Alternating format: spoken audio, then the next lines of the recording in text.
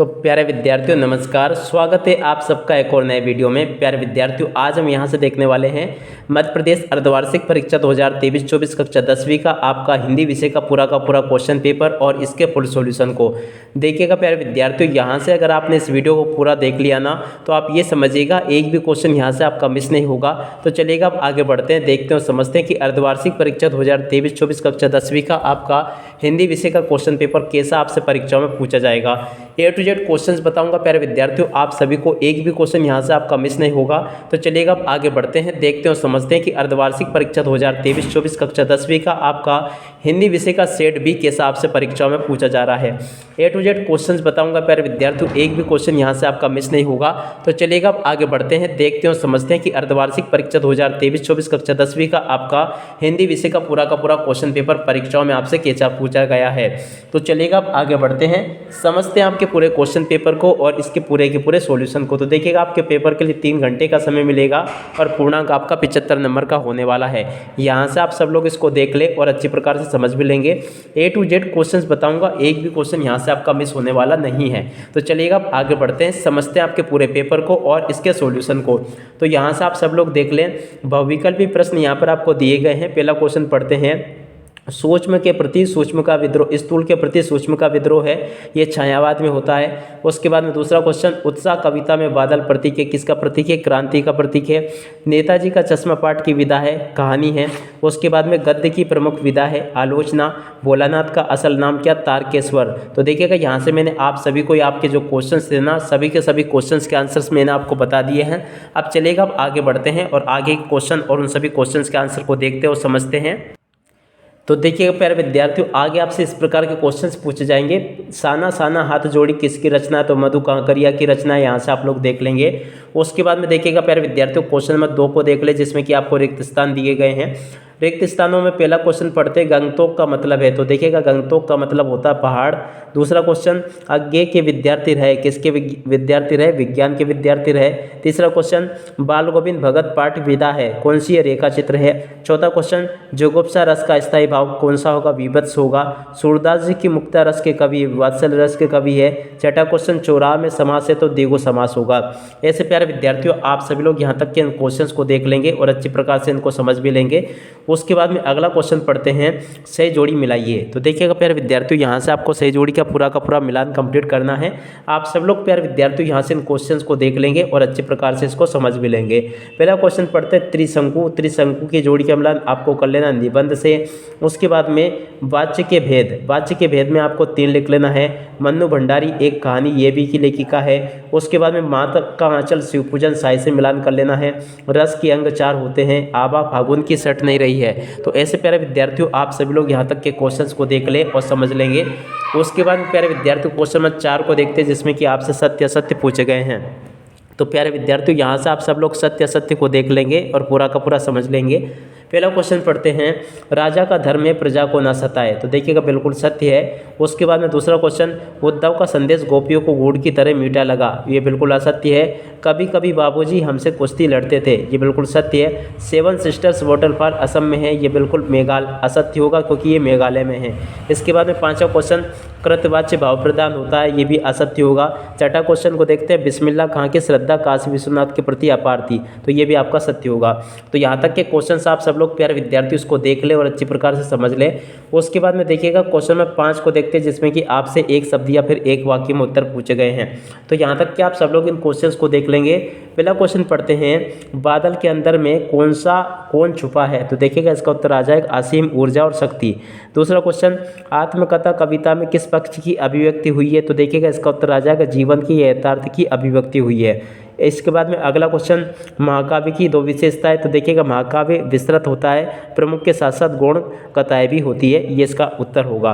उसके बाद में 5वें का 3-4 क्वेश्चन पढ़ते हैं, कलम का जादूगर किसे कहा गया? मुंशी प्रेमचंद को। उसके बाद में भारत की विभाजन की त्रासदी का मार्मिक दस्तावेज कौन सा उपन्यास है? तमस। उसके बाद में अज्ञे ने मानव निर्मित सूरज किसे किया? परमाणु बम को। तो यहाँ तक के सभी क्वेश्चंस मैंने आपको बता दिए। आशा करता हूँ कि आप सभी को ये अच्छी प्रकार से समझ में भी आ गए होंगे। अब इसके बाद में में प्यारे विद्यार्थियों इधर देखते हैं। तो देखिएगा यहाँ तक के सभी क्वेश्चंस मैंने आपको बता दिए। अब इसके बाद में क्वेश्चन नंबर 6 से लेकर 23 तक के सभी क्वेश्चंस देखेंगे और उन सभी क्वेश्चंस के आंसर्स भी देखेंगे। तो चलिएगा अब आगे बढ़ते हैं और इन क्वेश्चन के आंसर को देखते हैं और समझते हैं कि आगे आपसे किस प्रकार के क्वेश्चंस पूछे जा रहे हैं। तो देखिएगा प्यारे विद्यार्थियों, छठा क्वेश्चन लिखा है, बच्चे माता पिता के प्रति अपने प्रेम को कैसे अभिव्यक्त करते थे, इसका उत्तर आपको बताना है। तो देखिएगा इसका उत्तर यहाँ से आप सब लोग लिख लें, ये पूरा का पूरा इसका उत्तर मैंने यहाँ से आपको बता दिया। अब उसके बाद में अगला क्वेश्चन, लोकोक्ति और मुहावरे में दो अंतर बताना है। क्वेश्चन नंबर 7 में लिखा है, लोकोक्ति और मुहावरे में दो अंतर आपको बताना है। तो चलिएगा जल्दी से अब आगे बढ़ते हैं और लोकोक्ति और मुहावरे में दो अंतर को देखते हैं, ताकि प्यारे विद्यार्थियों आप सभी को ये क्वेश्चन अच्छी प्रकार से समझ में आ सके। A to Z क्वेश्चंस बताऊंगा प्यारे विद्यार्थियों। तो देखिएगा लोकोक्ति और मुहावरे में दो अंतर ये दिए गए हैं, आप सब लोग यहाँ से इसको देख लें और अच्छी प्रकार से इनको याद भी कर लेंगे। उसके बाद में अगला क्वेश्चन पढ़ते हैं, क्या लिखा है, छायावाद के दो कवियों के नाम बताने आपको। तो चलिएगा अब आगे बढ़ते हैं, समझते हैं। तो देखिएगा छायावाद के कवि एक तो जयशंकर प्रसाद हैं, जिनकी रचना कामायनी, लहर और झरना। उसके बाद में सूर्यकांत त्रिपाठी निराला, जिनकी की रचना है परिमल, अनामिका, गीतिका, नए पत्ते और अणिमा। तो ऐसे आप सब लोग देख लें इसको। उसके बाद में अगला क्वेश्चन देखते हैं, यहाँ तक का मैंने आपको बता दिया। उसके बाद में अगला क्वेश्चन, खंडकाव्य और महाकाव्य में दो अंतर आपको बताने हैं। तो चलिएगा अब जल्दी से आगे बढ़ते हैं और इसको समझते हैं। तो देखिएगा खंडकाव्य और महाकाव्य में पहला अंतर ये लिखा है, यहाँ से आप लोग देख लेंगे। और इसके बाद में देखिएगा दूसरा अंतर ये लिखा गया है। यहाँ से आप सब लोग प्यारे विद्यार्थी जो क्वेश्चंस बता रहा हूँ ना, टोटली आप लोग यहाँ से इसको अच्छी प्रकार से नोट कर लें। इसके बाद में 10वां क्वेश्चन, गोपियों ने किन किन उदाहरणों के माध्यम से उद्धव को उलाहने दिए हैं। तो चलिएगा 10वें क्वेश्चन के उत्तर को देखते हैं। तो देखिएगा इसका उत्तर ये लिखा है, यहाँ से आप सब लोग इसको देख लें और पूरा का पूरा इसको याद कर लें। गोपियों ने किन किन उदाहरणों के माध्यम से उद्धव को उलाहने दिए हैं, टोटली मैंने यहाँ से आपको बता दिया। उसके बाद में अगला क्वेश्चन पढ़ते हैं, 11वां, कवि नागार्जुन के अनुसार फसल क्या है। 11वां क्वेश्चन के उत्तर को देखते हैं। तो देखिएगा यहाँ से आप सब लोग देख लेंगे। देखिएगा कवि नागार्जुन के अनुसार फसल क्या है, ये पूरा का पूरा उत्तर लिखा है। यहाँ से आप सब लोग इसे देखें और अच्छी प्रकार से इसको याद कर लेंगे। उसके बाद में अगला क्वेश्चन पढ़ते हैं, क्या लिखा, 12वां, गोस्वामी तुलसीदास जी की रचनाओं के नाम एवं काव्यगत विशेषता आपको बतानी है 12वें क्वेश्चन में। तो चलिएगा अब जल्दी से इसको देखते हैं। तो देखिएगा ये लिखी, गोस्वामी तुलसीदास जी की दो रचनाएं और काव्यगत विशेषताएं, ये रचनाएं लिखी है, कला पक्ष लिखा है, यहाँ तक का देख लें आप सब लोग। और उसके बाद में अगला क्वेश्चन पढ़ते हैं, क्या लिखा है, ये मैंने आपको बता दिया। 13वें क्वेश्चन को देखते हैं, स्थायी भाव और संचारी भाव में अंतर लिखिए। 13वें क्वेश्चन में आपसे स्थायी भाव और संचारी भाव में अंतर पूछे गए हैं। तो चलिएगा जल्दी से अंतरों को देखते हैं। तो देखिएगा इसका उत्तर ये लिखा पूरा का पूरा। आप लोग प्यारे विद्यार्थियों यहाँ से इसको देख ले और अच्छी प्रकार से इसको पूरा याद कर लेंगे। स्थायी भाव और संचारी भाव में पूरा का पूरा अंतर मैंने यहाँ से आपको बता दिया। अब इसके बाद में अगला क्वेश्चन पढ़ते हैं, 14वें को, मूर्ति पर लगा सरकंडे का चश्मा क्या उम्मीद जगाता है। तो चलिएगा जल्दी से इसके उत्तर को देखते हैं। तो देखिएगा इसका उत्तर ये लिखा है, पूरा का पूरा आप लोग देख लेंगे यहाँ से और इसको अच्छी प्रकार से पूरा का पूरा याद कर ले, जैसा कि मैंने आपको बताया। अब इसके बाद में अगला क्वेश्चन 15वें क्वेश्चन को देखते हैं, रिपोर्टाज किसे कहते हैं, दो रिपोर्टाज लेखकों के नाम बताने हैं। 15वां क्वेश्चन आपसे पूछा गया है। तो चलिएगा जल्दी से इसको देखते हैं।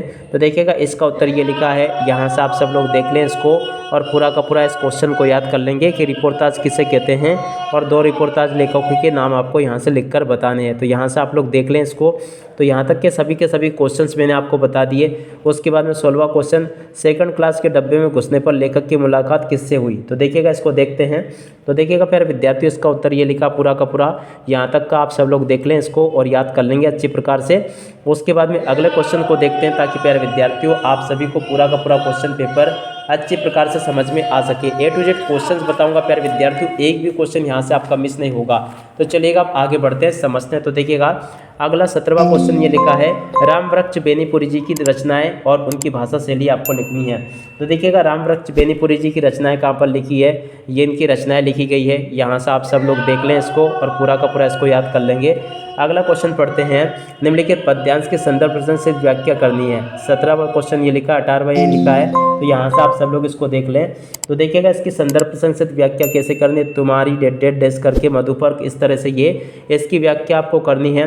ये संदर्भ लिखा गया है और उसके बाद में ये प्रसंग लिखा है, यहाँ तक का देख लें, और ये भावार्थ लिखा गया है और ये विशेष लिखा है। तो यहाँ तक के सभी क्वेश्चंस आप लोग देख लेंगे और उसके बाद में आगे बढ़ते हैं, अगले क्वेश्चंस को देखते हैं। तो देखिएगा यहाँ तक के सभी बता दिए मैंने आपको। अब इसके बाद में 19वां क्वेश्चन पढ़ते हैं। निम्नलिखित गद्यांश के संदर्भ प्रसंग से व्याख्या कीजिए। तो देखिएगा 19वें क्वेश्चन को देखते हैं।